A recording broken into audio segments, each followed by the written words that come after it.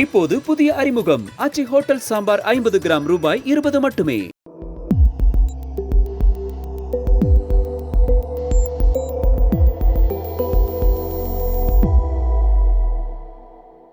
தமிழ் தடம் நேயர்களுக்கு வணக்கம். நம்மோடு உரையாட ஊடகவியலாளர் திரு கேப்ரியல் இணைத்திருக்காங்க. வாங்க பேசலாம். வணக்கம். வணக்கம். நேற்று இஸ்ரேல் பிரதமர் நெதன்யாகு அவர்கள் பிரஸ் மீட் பண்ணியிருந்தாரு. இங்கிருந்து நிறைய செய்திகள் வந்துட்டு இருந்தது. அவர் இறந்துட்டாரு, கவலைக்கிடமா இருக்காரு, இஸ்ரேல் நிறைய அடி வாங்கிட்டு இருக்காங்க அப்படின்லாம் செய்திகள் வந்துகிட்டு இருக்கு. தமிழ் ஊடகங்கள், இங்க இருக்கக்கூடிய ஊடகங்கள்லாம் செய்தி போடுறாங்க. ஆனா அவர் ரொம்ப கேஷுவலா பிரஸ் மீட் பண்றாரு. மீட் பண்ணிட்டு போர் நிலவரம் குறித்து நிறைய விளக்கங்கள் சொல்றாரு. விரைவில் இந்த போர் முடிவுக்கு வரும், நாங்க வெற்றியை நோக்கி பயணம் பண்ணிக்கிட்டு இருக்கோம் அப்படின்றத சொல்றாரு. ஸ்டார்ட் பண்ணும்பொழுதே என்ன சொல்றாருன்னா, நான் உயிரோடு இருக்கேன் அப்படின்றத அவர் சொல்லிட்டு ஸ்டார்ட் பண்றாரு. எப்படி பாக்குறீங்க, என்ன நடந்துகிட்டு இருக்கு? அதான் இந்த விவாதங்கள்லாம் இந்தியாவில மட்டும் தான் நடந்திருக்கும்னு நினைக்கிறேன். மற்ற வளர்ந்த நாடுகள்ல அங்க இருக்கிற டிவிலாம் நான் பார்த்தேன். பெஞ்சமின் நெட்டன்யாகு உயிரோடு இருக்காரா இறந்துட்டாரான்னு அவங்க யாரும் விவாதிக்கல. அங்க இருக்கிற நியூஸ் பேப்பர்ல அந்த மாதிரியான கேள்விகள் எழுப்பி நியூஸ்லாம் போடல. பட் நம்ம ஊர்ல பார்த்தோம்னா மெயின் ஸ்ட்ரீம் டிவிஸே பெஞ்சமின் நெட்டன்யாகு உயிரோடு இருக்காரா இறந்துட்டாரா இப்படி தேவையில்லாத நியூஸ்லாம் போடுறாங்க. நம்ம நேத்தே பார்த்தது போல பெஞ்சமின் நெட்டன்யாகு ஈரானோட தாக்குதல்ல இறந்துட்டார் அப்படின்னு ஒரு நியூஸ் வருதுன்னா நீங்க அது ஃபேக் நியூஸா கரெக்ட் நியூஸான்னு செக் பண்ண வேண்டிய அவசியமே இல்லை. அப்படி ஒரு நியூஸை நீங்க கேட்குறீங்கன்னா அது ஃபேக் நியூஸ் அப்படின்னு நீங்க சொல்லிடலாம். அதை போய் செக் பண்ணி தான் கண்டுபிடிக்கணும்னு அவசியமே கிடையாது. ஏன்னா இப்படி ஒரு நியூஸ் வருதுன்னு வச்சுப்போம். அப்படி நியூஸ் வருது, இல்லைன்னா வீடியோ பாக்குறீங்க, பெஞ்சமின் நெட்டன்யாகு வீடியோ பாக்குறீங்க, அது ஒரு ஏஐ வீடியோ அப்படின்னு நீங்க சொல்றீங்க. இந்த மாதிரி ஏகப்பட்ட காரணங்கள் உங்களுக்கு இருக்கு. அதெல்லாம் இருந்தாலும் இந்த ஏஐ வீடியோவா ஒரிஜினல் வீடியோவா அதெல்லாம் இருக்கட்டும், ஓகே, அதெல்லாம் ஓரமா வச்சுக்கோங்க. நீ கேட்க வேண்டிய கேள்வி என்னன்னா, பெஞ்சமின் நெட்டன்யாகு ஓகே இறந்துட்டாருன்னு சொல்றீங்க, யாரு எப்படி கொண்டிருப்பாங்கன்னு நினைக்கிறீங்க? ஈரான் அவங்க கிட்ட இருக்கக்கூடிய மிசைல்ஸ் யூஸ் பண்ணி கொண்டிருப்பாங்களா? சோ அதுதான் முக்கியமான கேள்வி. ஈரான் கிட்ட பெஞ்சமின் நெட்டன்யாகுவை கொல்றதுக்கான ஸ்ட்ரென்த் இருக்கான்னு நீங்க கேட்கணும். ஸ்ட்ரென்த் கிடையாது. சோ அப்படி ஒரு நியூஸ் நீங்க கேட்குறீங்கன்னா ஈரான் கிட்ட அதுக்கான பலமே இல்லைன்னா எப்படி அதனால பண்ண முடியும் அவங்கனால? இப்ப அமெரிக்காக்காரங்க உள்ள போய் கெமேனிய கொல்றாங்க. எப்படி அமெரிக்கா அதை பண்றாங்க? ஈரான் கிட்ட டிஃபென்ஸ் இருக்கு. ஃபர்ஸ்ட் ஈரானோட டிஃபென்ஸ்குள்ள பெனிட்ரேட் பண்ணி போறதுக்கு அமெரிக்கா கிட்ட ஸ்டெல்த் ஏர்கிராஃப்ட்ஸ் இருக்கு. ஸோ இரேனியன் டிஃபென்ஸ் அதை ட்ராக் பண்ணாது. ஃபர்ஸ்ட் உள்ள போறாங்க. போனதுக்கு அப்புறம் கெமேனி எங்க இருக்காரு? பங்கருக்குள்ள இருக்காரு, அண்டர் கிரவுண்ட்ல இருக்காரு. அண்டர் கிரவுண்டுக்குள்ள போய் பெனிட்ரேட் பண்ணி அடிக்கிறதுக்கு பங்கர் பஸ்டர் பாம்ஸ் வேணும். ஸோ அமெரிக்காவுக்கிட்ட பங்கர் பஸ்டர் பாம்ஸும் இருக்கு. இதெல்லாம் இருந்தாதான் அமெரிக்காவால கெமேனியை டார்கெட் பண்ண முடியும். அதே மாதிரி நெத்தன்யாகுவை டார்கெட் பண்ணணும்னா இஸ்ரேல் கிட்ட அயன் டோம் இருக்கு, டேவிட் ஸ்லிங் டிஃபென்ஸ் சிஸ்டம் இருக்கு, ஏரோ டிஃபென்ஸ் சிஸ்டம் இருக்கு, அது போக அமெரிக்கன் டிஃபென்ஸ் சிஸ்டம் இருக்கு, பக்கத்துல வேற டிஃபென்ஸ் சிஸ்டம்லாம் இருக்கு. இதெல்லாம் தாண்டி ஈரானோட மிசைல் ஒண்ணு இஸ்ரேலுக்குள்ள போய் இஸ்ரேலுக்குள்ள பெஞ்சமின் நெட்டன்யாகு கரெக்டா போய் டார்கெட் பண்ணணும். ஏன்னா இஸ்ரேல் கிட்ட விமானங்கள்லாம் கிடையாது, பெரிய ஃபைட்டர் ஜெட்ஸ் எல்லாம் ஒன்றும் கிடையாது. இதை எப்படி அவங்களால பண்ண முடியும்? ஈரான் கிட்ட. ஆமா, ஈரான் கிட்ட இதெல்லாம் எதுவும் கிடையாது. ஸோ அதனால இந்த மாதிரி யாராவது ஒருத்தவங்க ரூமர் சொல்றாங்கன்னா ஃபர்ஸ்ட் கேட்க வேண்டிய கேள்வி என்ன, ஈரானால எப்படி இதை செய்ய முடியும்? இப்ப கேப்ரியல் மைக் டைசன் அடிச்சு நாக் அவுட் பண்ணிட்டாருன்னு ஒரு நியூஸ் வருதுன்னு வச்சுப்போம். அதை போய் நீங்க தேடிட்டுலாம் பார்க்க வேண்டிய அவசியமே இல்லை. கேப்ரியலுக்கு எப்படிங்க அது முடியும்? மைக் டைசன் பெரிய ஒரு பாக்ஸர். ஸோ இதுதான் இங்கேயும் ஒரு ஃப்ளூக்ல அந்த மாதிரி அடிச்சிருப்பாங்களோ அப்படின்னு சிம்பிளா இப்ப சொல்றேன். போர் நடந்துட்டு தானே இருக்கு. இப்ப ஈரான் தாக்குதல் நடத்திட்டு இருக்காங்கல்ல. பெஞ்சமின் நெட்டன்யாகு பிரஸ் கான்ஃபரன்ஸ் எங்க வைக்கிறாரு? இஸ்ரேல்ல. அவரு ஜெருசலம்ல இன்டர்நேஷனல் பத்திரிகையாளர்கள் எல்லாம் வர வச்சு ஆபீஸ்ல நடத்துறாரு. அது பிரஸ் கான்ஃபரன்ஸ் ஆபீஸோ இங்க நடத்துறாரு. சோ சண்டை நடந்துட்டு இருக்கும் போது அவரு ஜெருசலம்ல இந்த பிரஸ் கான்ஃபரன்ஸ் நடத்துறாருன்னா அவருக்கு எப்படி இந்த கான்ஃபிடன்ஸ் வருது? நமக்கு டிஃபென்ஸை மீறி இவங்களோட மிசைல்ஸ் பெனிட்ரேட் ஆகி ஒன்றும் பண்ணிராது அப்படின்ற கான்ஃபிடன்ஸ் அவங்களுக்கு இருக்கு. இது எனக்கு தெரிஞ்சு 2வது பிரஸ் கான்ஃபரன்ஸ். ஏறக்குறைய ஒரு 1 வீக் முன்னாடி இன்னொரு பிரஸ் கான்ஃபரன்ஸும் நடத்தினாங்க. போர் ஆரம்பிச்சதுக்கு அப்புறம் இன்னொரு பிரஸ் கான்ஃபரன்ஸும் நடத்தினாங்க. ஸோ இப்ப டிஃபென்ஸ் சிஸ்டமை பொறுத்தளவுல எப்படி ஃபங்க்ஷன் ஆகும்னா, சில விஷயத்துக்கு ரொம்ப பாதுகாப்பு கொடுப்பாங்க. இப்ப ஃபார் எக்ஸாம்பிள் பிரைம் மினிஸ்டரோட ஆஃபீஸுக்கு அதிக பாதுகாப்பு கொடுப்பாங்க. அப்ப அந்த இடத்துல டிஃபென்ஸ் ரொம்ப ஸ்ட்ராங்கா இருக்கும். எதிரிகளோட ஏவுகணைகள் உள்ள நுழையாத மாதிரி ரொம்ப ஸ்ட்ராங்கா வச்சிருப்பாங்க. சில இடங்கள்ல அந்த டிஃபென்ஸ் வீக்கா இருக்கும். முக்கியத்துவம் வாய்ந்த இடத்துக்கு அதிகமான ப்ரொடெக்ஷன் கொடுத்துருப்பாங்க. முக்கியத்துவம் இல்லாத லெஸ் இம்பார்ட்டன்டான ஏரியாவுக்கு கொஞ்சம் கம்மியான ப்ரொடெக்ஷனை கொடுத்துருப்பாங்க. ஸோ ஈரானை பொறுத்தளவுல இந்த டிஃபென்ஸ் சிஸ்டம் பெனிட்ரேட் பண்றதே அவங்களுக்கு பெரிய சேலஞ்ச். ஸோ அவங்க இன்னைக்கு நூற்றுக்கணக்கான மிசைல்ஸ் லான்ச் பண்ணியிருக்காங்க. அதுல ஒரு 20-30 மிசைல்ஸ் பார்த்தோம்னா உள்ள புகுந்து போயிருக்கும். ஏன்னா இந்த மிசைல் சிஸ்டமோட சக்சஸ் ரேட்னு பார்த்தா 95%, 92ல இருந்து 95%. ஸோ ஒரு 20-30 மிசைல்ஸ் வந்து உள்ள போயிருக்கும். அப்ப இரேனியன்ஸுக்கு தெரியும் எங்கெல்லாம் இஸ்ரேலோட டிஃபென்ஸ் வீக்கா இருக்குன்னு. ஸோ ஈரான் என்ன டார்கெட் பண்ணுவாங்கன்னா, இஸ்ரேலோட டிஃபென்ஸ் சிஸ்டம் எங்க வீக்கா இருக்கோ அதுக்குள்ள மிசைல்ஸ் அனுப்பலாம் தான் டார்கெட் பண்ணுவாங்க. அதனால அவங்களுக்கு தெரியும் இஸ்ரேலி டிஃபென்ஸ் சிஸ்டம் எங்க ஸ்ட்ராங்கா இருக்கோ அங்க நம்ம மிசைல் அனுப்புனா வாய்ப்பே இல்லை. அதனால பெஞ்சமின் நெட்டன்யாஹூவை டார்கெட் பண்றதுலாம் நீங்க மிசைல் அனுப்புனீங்கன்னா அது உள்ள போய் சேராது. ஸோ அதனாலதான் பெஞ்சமின் நெட்டன்யாஹூவும் ரொம்ப கான்பிடென்ட்டா சண்டை நடந்துட்டு இருக்கும்போது தாராளமா உட்காந்து அழகா சிரிச்சுக்கிட்டு நான் உயிரோட தான் இருக்கேன் அப்படின்னு சொல்லி ப்ரெஸ் கான்ஃபரன்ஸ் கொடுக்குறாரு. நேத்து கூட பார்த்தோம்னா ஐஆர்ஜிசி ஸ்போக்ஸ் பர்சன் ஒருத்தர் கொல்லப்பட்டிருக்காரு டார்கெட் பண்ணி மிசைல் அட்டாக்ல பாதிக்கப்பட்டு. இன்னைக்கு ஐஆர்ஜிசி முக்கியஸ்தர்கள் யாரும் பங்கர்ல இருந்து வெளியே வர முடியாது. வெளியே வந்தாங்கன்னா டார்கெட் பண்ணிடுவாங்க. ஸோ அப்படி இருக்கும்போது அவரு ஜெருசலம்ல ஓப்பனா தைரியமா உட்காந்து ப்ரெஸ் கான்ஃபரன்ஸ் கொடுக்குறாருன்னா, பெஞ்சமின் நெட்டன்யாஹூ பர்சனலா பெரிய தைரியசாலின்னு நான் சொல்ல வரல, அவங்க கிட்ட அந்த ப்ரொடெக்ஷன் இருக்கு, டிஃபென்ஸ் ஸ்ட்ராங்கா இருக்கு. ஸோ அதனால அவர் நல்லதை ஈஸியா பண்ண முடியுது. நம்ம தேவையில்லாம இந்த வீடியோவை ஆராய்ச்சி பண்ணிக்கிட்டு பெஞ்சமின் நெட்டன்யாஹூவோட ஒரிஜினல் வீடியோ அல்லது ஏஐ வீடியோ எதா இருந்தா என்ன, ஈரான் சொல்றாங்க, ஈரான் சைட்ல இருந்து சில நியூஸ் எல்லாம் வருது, பெஞ்சமின் நெட்டன்யாஹூ எங்க தாக்குதல்ல இறந்துட்டாரு. அவ முதல்ல கேட்க வேண்டியது என்னன்னா, உங்ககிட்ட அந்த மாதிரியான பவர்ஃபுல்லான ஆயுதங்கள்லாம் இருக்கா? அதுதான் பேசிக்கான கேள்வி.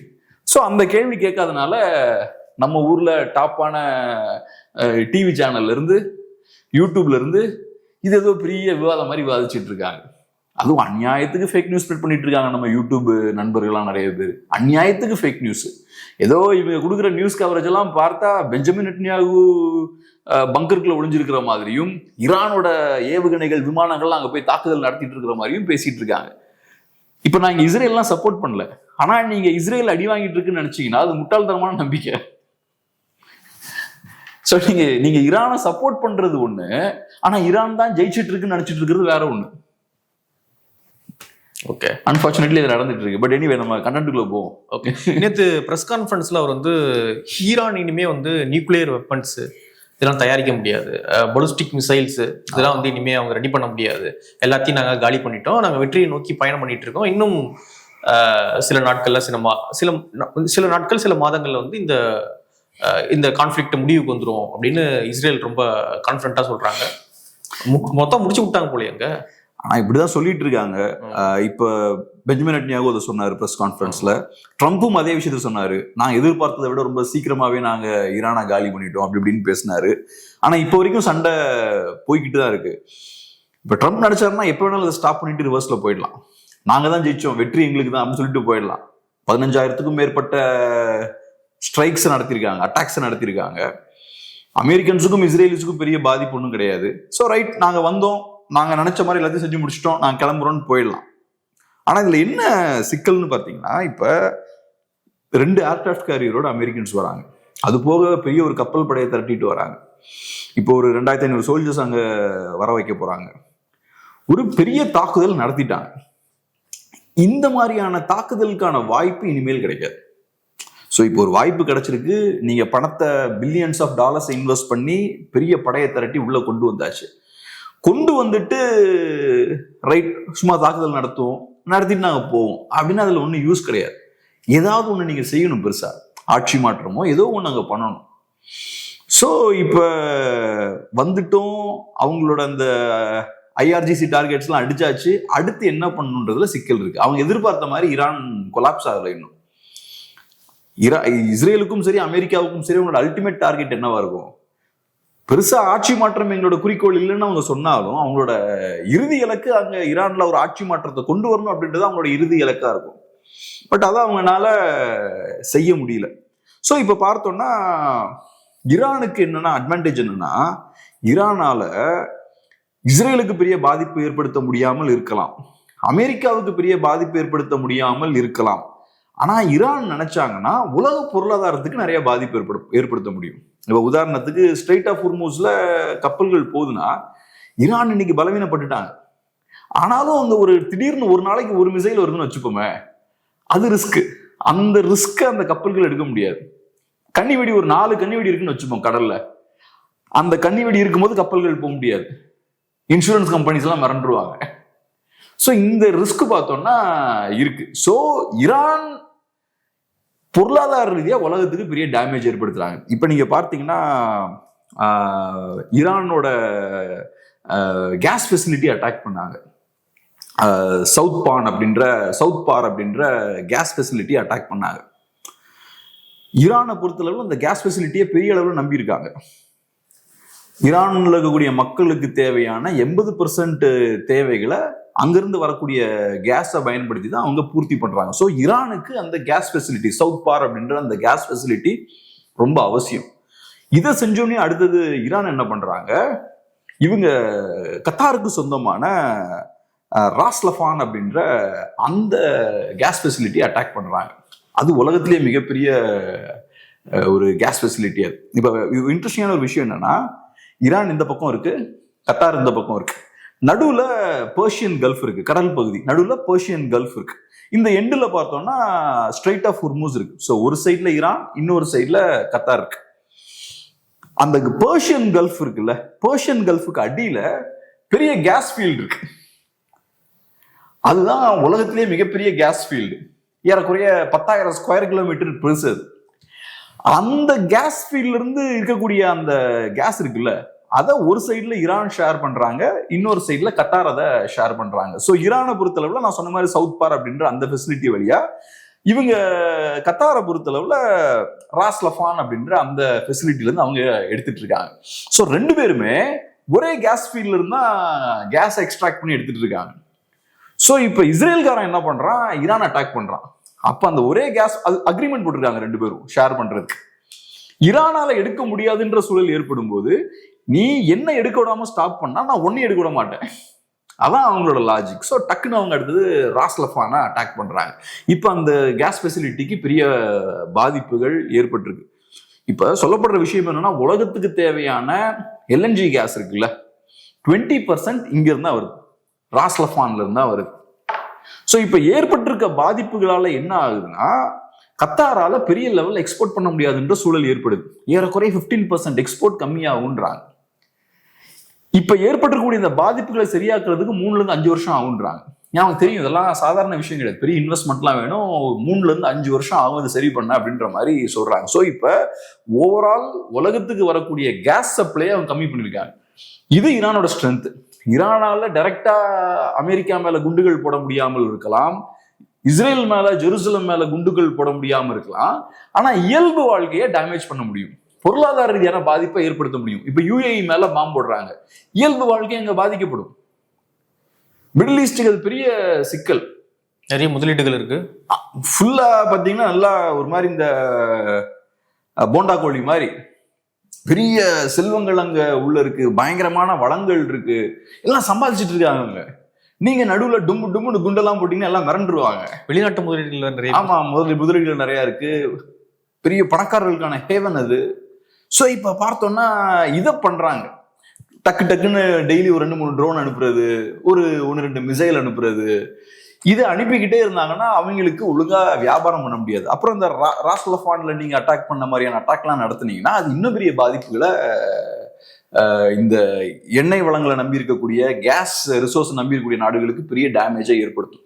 இது இப்ப கத்தாருக்கு பெரிய ஒரு சிக்கல், உலகத்துக்கே பெரிய சிக்கல், இந்தியாவுக்கும் பெரிய சிக்கல். ஏன்னா இந்தியாவை பொறுத்தளவுல நம்ம 90% இம்போர்ட் பண்ணிட்டு இருக்கோம் கேஸ். ஆமா, மிடில் ஈஸ்ட்ல இருந்து இம்போர்ட் பண்ணிட்டு இருக்கோம். அதுலயும் குறிப்பா கத்தார்ல இருந்து 40-50% கொண்டு வந்துட்டு இருக்கோம். இப்ப கத்தார்ல இது நடந்திருக்கு. ஏற்கனவே நமக்கு கேஸ் ஷார்டேஜ் இருக்கு, இது நமக்கு சிக்கல். அப்புறம் இன்னொன்னு சொல்றேன், ஈரான் இது ஒரு ஸ்ட்ராட்டஜி தான், உலகத்துக்கு பெரிய டேமேஜை ஏற்படுத்துறது ஈரானுக்கு ஒரு ஸ்ட்ராட்டஜி. எங்களுக்கு பிரச்சனை வந்தா நாங்க உலகத்துக்கே பிரச்சனையை கிரியேட் பண்ணுவோம், அதான் ஈரானோட ஸ்ட்ராட்டஜி.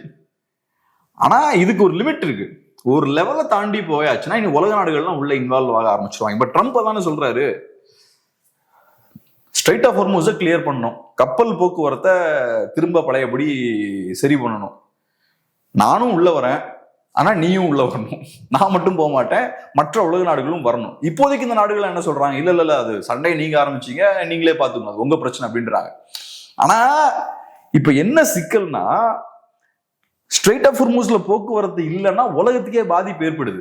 அப்ப ஏதோ ஒரு பாயிண்ட்ல மற்றவங்களும் இதுல இன்வால்வ் ஆக வேண்டிய சூழல் ஏற்படும். அதுவும் ஈரான் குறிப்பா மற்றவங்களுக்கு ஏற்படக்கூடிய பாதிப்பு அதிகமாக்கிட்டே இருந்தாங்கன்னா இதை முடிச்சு வைக்கிறதுக்கு மற்றவங்க எல்லாம் உள்ள வர வேண்டிய கட்டாயத்துக்கு அவங்க எல்லாம் தள்ளப்படுவாங்க. ஸோ அந்த ஒரு சிக்கல் இருக்கு. ஸோ ஈரானுக்கு இப்போதைக்கு இது கை கொடுக்குது. உலகத்துக்கே நான் பிரச்சனையை கொடுப்பேன், ஸோ ஒழுங்கா என்ன அட்டாக் பண்றதை நிப்பாட்டிருங்க, என்ன அட்டாக் பண்ணா உலகத்துக்கே பாதிப்பு ஏற்படும் அப்படின்ற ஒரு இடத்துக்கு வராங்க பொருளாதார ரீதியா. ஆனா இது ஒரு லெவலை மீறி போச்சுன்னா எல்லாரும் உங்களுக்கு எதிராக திரும்பிடுவாங்க. ஈரானுக்கு எதிராக திரும்பிடுவாங்க. ஓகே, இப்போ ஈரான் வந்து நிறைய ஏவுகணைகளை ஏவுறாங்க, அது வந்து இஸ்ரேல தாக்க முடியல, வலிமையாக இருக்காங்க. ஆனா கல்ஃபை வந்து அது அடிச்சிருது, யுஏஇ அடிக்குது போயிட்டு. அப்போ யுஏஇ ஏன் திரும்ப அடிக்க மாட்டாங்க ஈரானை? அவங்க ஏன் தடுக்க மாட்டாங்க அந்த மிசைல்ஸை? ஏன் அவங்க டிஃபென்ஸ் வீக்கா இருக்கா? இப்ப யுஏஇ எடுத்துக்கிட்டாலுமே அவங்க டிஃபென்ஸ் சிஸ்டம் மீறி உள்ள போய் விழுற பாம்ஸ்ன்னு பார்த்தா கம்மி தான். ஏன்னா மிடில் ஈஸ்ட்ல இருக்கக்கூடிய அமெரிக்கன் பார்ட்னர்ஸ் இருக்காங்கல்ல, அவங்களுக்கும் நல்ல சாலிடான டிஃபென்ஸ் சிஸ்டம்லாம் இருக்கு. அமெரிக்கன் டிஃபென்ஸ் சிஸ்டம்லாம் அங்க இருக்கு, பேட்ரியட் டிஃபென்ஸ் மிசைல் சிஸ்டம் இருக்கு. அப்புறம் அதே மாதிரி வேற சில டிஃபென்ஸ் சிஸ்டம்லாம் அங்க இருக்கு. அதனால ஈரான் அனுப்புற மிசைல்ஸ் எல்லாமே உள்ள போய் விழுந்துறாரு. ஆனா நான் சொன்ன மாதிரி ஒரு 100 மிசைல்ஸ் அனுப்புறாங்கன்னா 5-8 மிசைல்ஸ் உள்ள போய் ஸ்ட்ரைக் பண்றதுக்கான வாய்ப்புகள் அதிகம். இப்ப யுஏஇ மேலாம் ஏகப்பட்ட ஏவுகணைகளை ஏவி இருக்காங்க. எனக்கு தெரிஞ்சு நூற்றுக்கணக்கான ஏவுகணைகளை யுஏஇ மேல ஏவி இருக்காங்க. அப்ப நிறைய ஏவுகணைகள் உள்ள பெனிட்ரேட் ஆகி போகும். அதுபோக இன்னொரு சிக்கல் என்னன்னா, மிடில் ஈஸ்ட்ல இருக்கக்கூடிய நாடுகளுக்குமே ஒரு வருத்தம் இருக்கு. அமெரிக்கா இஸ்ரேலுக்கு கொடுக்கக்கூடிய பாதுகாப்பை நமக்கு கொடுக்க மாட்டேங்கிறாங்க. அமெரிக்க கப்பல்கள் இருக்கக்கூடிய அந்த டிஃபென்ஸ் சிஸ்டம்லாம் இருக்குல்ல, அதெல்லாம் பயன்படுத்தியும் இஸ்ரேலுக்கு பெரிய பாதுகாப்பு கொடுக்குறாங்க. அந்த மாதிரியான பாதுகாப்பை நமக்கு கொடுக்க மாட்டேங்கிறாங்க, இஸ்ரேலுக்கு முதல் ப்ரையாரிட்டி கொடுக்குறாங்க அப்படின்ற ஒரு வருத்தம் வந்து இந்த நாடுகளுக்கு இருக்கு. ஆனா அதை நமக்கு புரிஞ்சுக்க முடியும். ஏன்னா இப்ப அமெரிக்கா எப்பவுமே அப்படிதான் இருந்திருக்காங்க. அவங்க உலகத்துல இருக்கக்கூடிய எந்த நாட்டுக்கும் இஸ்ரேலுக்கு கொடுத்த முக்கியத்துவம் கொடுக்கல. ஸோ இஸ்ரேலா மிடில் ஈஸ்ட்ல இருக்கக்கூடிய மற்ற நாடுகளானா கண்ணை மூடிட்டு இஸ்ரேலுக்கு தான் அமெரிக்கா ஆதரிப்பாங்க. அது கரெக்டு தப்புன்றதை தாண்டி அமெரிக்கா அந்த ஸ்டாண்ட்ல தான் என்னைக்கு நிற்பாங்க. ரெண்டாவது இன்னொரு முக்கியமான விஷயம் என்னன்னா, இப்ப நீங்க கேட்கறது என்னன்னா, ஈரான் இந்த நாடுகளை அட்டாக் பண்றாங்க, அப்ப டெக்னிக்கலா இந்த நாடுகளும் ஈரான் அட்டாக் பண்ணணும்ல, ஏன் அதை பண்ணாம இருக்காங்க? அவங்களோட ஏர் ஸ்பேஸ, அவங்களோட எல்லைகளை மதிக்காம ஈரானோட ஏவுகணைகள் அந்த நாடுகள்ல போய் விழுது. அப்ப அதுக்கு பதிலடி தாராளமா கொடுக்கலாமே அப்படின்றதான் கேள்வி. இப்ப என்ன சிக்கல்னா, இந்த நாடுகள் ஈரான் அட்டாக் பண்ணியாச்சுன்னா அமெரிக்காவோட சேர்ந்து இன்னொரு இஸ்லாமிய நாடை அடிக்கிறாங்க அப்படின்ற மாதிரி பார்க்கப்படும். உலக இஸ்லாமியர்கள் அப்படிதான் பார்ப்பாங்க. அமெரிக்காவோட சேர்ந்துக்கிட்டு இஸ்ரேலோட சேர்ந்துக்கிட்டு இந்த நாடுகள் ஈரான் அடிக்கிறாங்க அப்படின்ற மாதிரி பார்ப்பாங்க. ஜென்ரலாவே வேர்ல்ட் ஃபுல்லா இருக்கக்கூடிய முஸ்லிம்ஸுக்கு இஸ்ரேல் மேல பெரிய கோவம் உண்டு, ஜூஸ் மேல பெரிய கோவம் உண்டு. ஸோ இவங்க ஈரான் அடிச்சாச்சுன்னா அது தப்பான ஒரு சிக்னல் அனுப்பும். ரெண்டாவது, மிடில் ஈஸ்ட்ல இருக்கக்கூடிய நாடுகளுக்கு ஈரான் ஓரளவுக்கு ஸ்ட்ராங்கா இருக்கிறது நல்லது. ஈரான் ரொம்ப வீக் ஆயிட்டாங்கன்னா இஸ்ரேல் ரொம்ப பலமாயிருவாங்க. இஸ்ரேல்ல யாரும் எதுவும் கேட்க முடியாது, கேட்கறதுக்கு ஆள் இல்லாம இஸ்ரேல் அடாவடித்தனங்கள் செய்யறதுக்கான வாய்ப்பும் இருக்கு. அதே மாதிரி ஈரான் டோட்டலா கொலாப்ஸ் ஆயிருச்சுன்னா அகதிகள் நிறைய பேர் வெளியேறதுக்கு வாய்ப்பு இருக்கு. அதுவும் மிடில் ஈஸ்ட்ல இருக்கக்கூடிய நாடுகளுக்கு பெரிய பாதிப்பை ஏற்படுத்தும். ஸோ இப்போ ஓரளவுக்கு ஒரு ஸ்டேட்டஸ் கோ இருக்கு, அதை டிஸ்டர்ப் பண்ண வேண்டாம் அப்படின்ற மாதிரி பாக்குறாங்க. அப்புறம் இன்னொரு விஷயம் என்னன்னா, இப்ப இந்த மிடில் ஈஸ்ட்ல இருக்கக்கூடிய நாடுகள் உள்ள இறங்குறாங்கன்னு வச்சுப்போம், அப்ப என்ன ஆகும்? அமெரிக்காவை சார்ந்திருக்க வேண்டிய இடத்துக்கு தள்ளப்படுவாங்க. இப்பவே இவங்க அமெரிக்காவை சார்ந்து இருக்காங்க. இப்ப சண்டை நடந்துச்சுன்னா இன்னும் அமெரிக்காவோட தேவை அதிகமாகும்ல, அதை யூஸ் பண்ணி அமெரிக்காவோட கைகள் ஓங்க ஆரம்பிச்சிடும். அமெரிக்காவோட கட்டுப்பாட்டுல போய் இன்னும் அதிகமா விழ ஆரம்பிச்சிருவாங்க. ஓகே, இப்ப ஈரான் இருக்கணும்னு தான் யுஏஇ நினைக்கிறாங்க. ஓரளவுக்கு கொஞ்சம் வீக்கா, சத்தம் இல்லாம, பிரச்சனை இல்லாம இருக்கணும். இப்ப இந்த யுஏஇயா இருக்கலாம், ஒமானா இருக்கலாம், கத்தாரா இருக்கலாம், பஹ்ரீனா இருக்கலாம், இவங்களுக்குலாம் என்ன எதிர்பார்ப்பு? இவங்களுக்கு பிரச்சனை இருக்கக்கூடாது, சத்தம் இல்லாம இருங்க, நாங்க இங்க வியாபாரம் பண்ணிக்கிட்டு இருக்கோம், பிரச்சனை மட்டும் எங்களுக்கு வேண்டாம். ஸோ அதுக்கு எது பெஸ்டா இருக்கும்? ஈரான் கொஞ்சம் பலவீனமா பிரச்சனை கொடுக்காம சைலண்டா இருந்தாங்கன்னா பெஸ்ட். தேவையில்லாம ஹவுத்தீஸுக்கு காசை கொடுத்துட்டு, ஹமாஸுக்கு காசை கொடுத்துட்டு, அப்புறம் ஹிஸ்புல்லாவுக்கு காசை கொடுத்துட்டு அவங்க நாளைக்கு ராக்கெட்டையும் மிசைலையும் லான்ச் பண்ணிட்டு, இதெல்லாம் அவங்களுக்கு பிரச்சனை. ஸோ அவங்கள பொறுத்தளவுல ஈரான் இருக்கிறது பெட்டர். ஈரான் கம்ப்ளீட்டா கொலாப்ஸ் ஆயிடுச்சுன்னா நான் சொன்ன மாதிரி நிறைய பிரச்சனைகள் வரும். ஸோ ஈரான் இருக்கட்டும், கொஞ்சம் பலவீனப்பட்டு போய் இருக்கட்டும் அப்படின்றதா அவங்களோட விருப்பமா இருக்கு. இப்ப அமெரிக்காவுக்கு இப்ப இன்னொரு பெரிய ஒரு சிக்கலும் என்னன்னா, நம்ம ஏற்கனவே பார்த்தப்ப 2 ஏர்கிராஃப்ட் கேரியரோட ஃபர்ஸ்ட் அமெரிக்கா வந்தாங்க. USSR ஜெரால்ட் ஆர் ஃபோர்ட், அப்புறம் USS ஏப்ரஹாம் லிங்கன்ற 2 ஏர்கிராஃப்ட் கேரியர். சில நாட்களுக்கு முன்னாடி அதுல USS ஜெரால்ட் ஆர் ஃபோர்ட்ல ஒரு தீ விபத்து ஏற்படுது. கப்பலுக்கு உள்ள, இது ஆக்சுவலா நம்ம நண்பர்கள் அதையும் ஃபேக் நியூஸ் ஸ்ப்ரெட் பண்ணிட்டு இருக்காங்க. ஈரானோட தாக்குதல்ல தான் ஜெரால்ட் டார்ஃபோர்டு டேமேஜ் ஆயிருச்சுன்னு. எந்த ஒரு மிசைல்ஸும் அந்த கப்பலை அட்டாக் பண்ணல. கப்பலுக்கு உள்ள ஒரு தீ விபத்து ஏற்படுது. குறிப்பா கப்பல்ல வேலை பார்க்குறவங்க எல்லாம் தங்குற இடம் இருக்கும் இல்லையா, இந்த பெர்த் மாதிரி வச்சிருப்பாங்கல்ல. ஸோ அது ஒரு 600 பேர் தங்கக்கூடிய இடம் வந்து சேதப்பட்டுருச்சு. ஸோ இப்போ அதெல்லாம் சரி பண்றதுக்கு அவங்க கிரீட்க்கு போயிருக்காங்க. ஸோ இப்போ அந்த கப்பல் கம்ப்ளீட்டா ரிகவர் ஆகி வர்றதுக்கு ரொம்ப டைம் ஆகும். அதனால இப்ப களத்துல இருக்கக்கூடிய ஒரே ஏர்கிராஃப்ட் கேரியர் வந்து USS ஏப்ரஹாம் லிங்கன். அது ஒரு பெரிய டிஸ்அட்வான்டேஜ் இப்ப அமெரிக்காவுக்கு.